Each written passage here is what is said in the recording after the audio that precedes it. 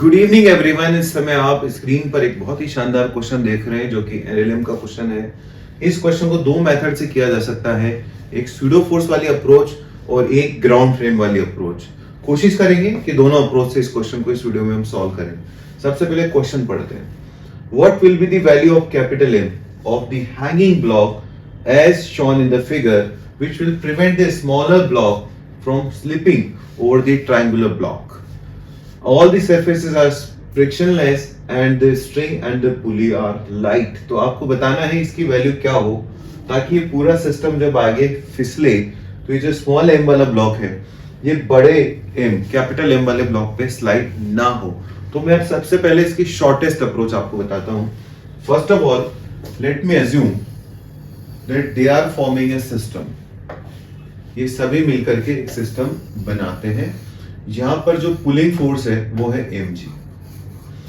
This block is accelerating with acceleration a, this block is also accelerating with acceleration a।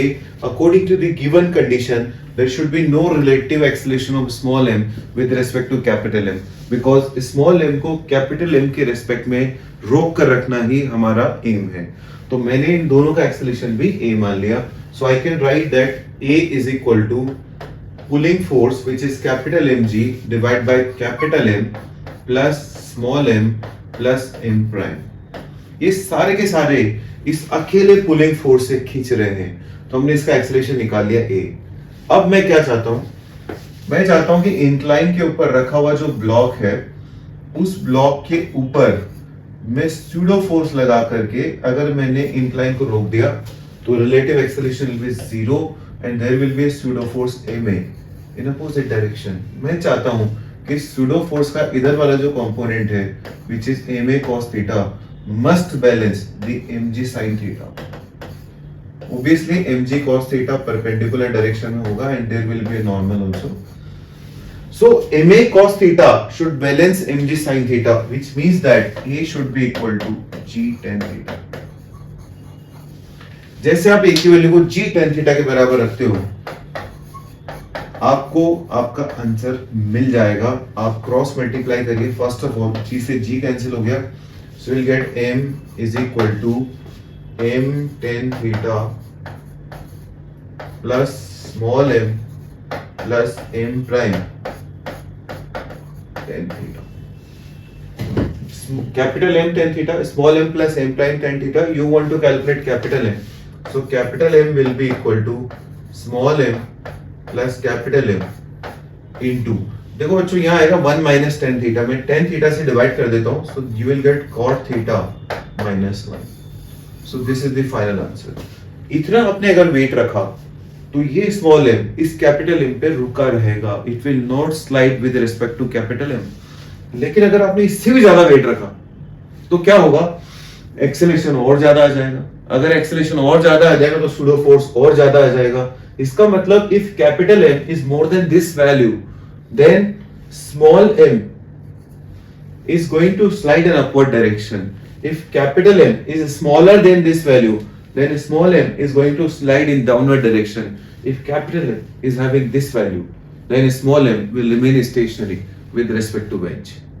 तो ये था हमारा पहला तरीका। अब बच्चों इसी क्वेश्चन को मैं दूसरे तरीके से करता हूं। अगर इस क्वेश्चन को मैं ग्राउंड फ्रेम में करूं तो सबसे पहले देखो a की वैल्यू तो वही निकाल लूंगा मैं, capital mg divided by capital M plus small m plus m prime. a तो मेरा वही आ जाएगा, राइट। अब मुझे इस क्वेश्चन को कैसे डील करना होगा वो देखिए। मान लेता हूं कि इसका इधर का एक्सेलरेशन जो है वो b है, इसके पास इधर एक एक्सेलरेशन है वो a है, because this body is also moving with acceleration a। I want this to be 0। मेरा मेन एम क्या है कि ये एक्सेलरेशन क्या होना चाहिए बच्चों, 0। इस बॉडी के ऊपर क्या क्या फोर्सेस लग रहे होंगे, नॉर्मल, और क्या लग रहा होगा mg का जो इधर वाला कंपोनेंट होगा that will be mg cos theta, और mg का जो इधर वाला कंपोनेंट होगा that will be mg sin theta. आप बोल सकते हो कि इस वाली बॉडी का रिलेटिव एक्सेलरेशन 0 होना चाहिए, but there is a force mg sin theta in this direction. In ground frame there is only real force. तो रियल फोर्स के नाम पे अगर अपन इंक्लाइन की डायरेक्शन में बात करें तो there is only one force which is mg sin theta. mg sin theta should be equal to small m times a cos theta। इसका मतलब a की वैल्यू किसके बराबर होनी चाहिए? g tan थीटा के। आप देख सकते हैं ग्राउंड फ्रेम में जब मैंने क्वेश्चन किया तो मैंने स्यूडो फोर्स नहीं लगाया और मैंने बिना स्यूडो फोर्स के रिलेटिव एक्सेलरेशन को जीरो करके ग्राउंड फ्रेम में न्यूटन फोर्स लगाया, तब भी हमारा आंसर वही आता है। सो इस फैंटास्टिक क्वेश्चन को फिर से ट्राई करिए। अगर आपको कोई भी डाउट आता है तो कमेंट बॉक्स में डालिए, और अगर आप चाहते हैं कि कोई स्पेशल क्वेश्चन एनएलएम का मैं आपके सामने सॉल्व करूं तो प्लीज उसे भी पोस्ट करिए। I would like to solve it. ये क्वेश्चन मेरे उन बच्चों के लिए मैं पोस्ट कर रहा हूं जो इस समय मुझसे एनएलएम पढ़ रहे हैं, लेकिन मेरी इच्छा हुई कि और भी बच्चे जो मुझसे जुड़े हुए हैं उनको भी कुछ ना कुछ बेनिफिट मिले, तो मैंने ये इसका वीडियो बना के आपके सामने डाल दिया। Best of luck, thank you very much.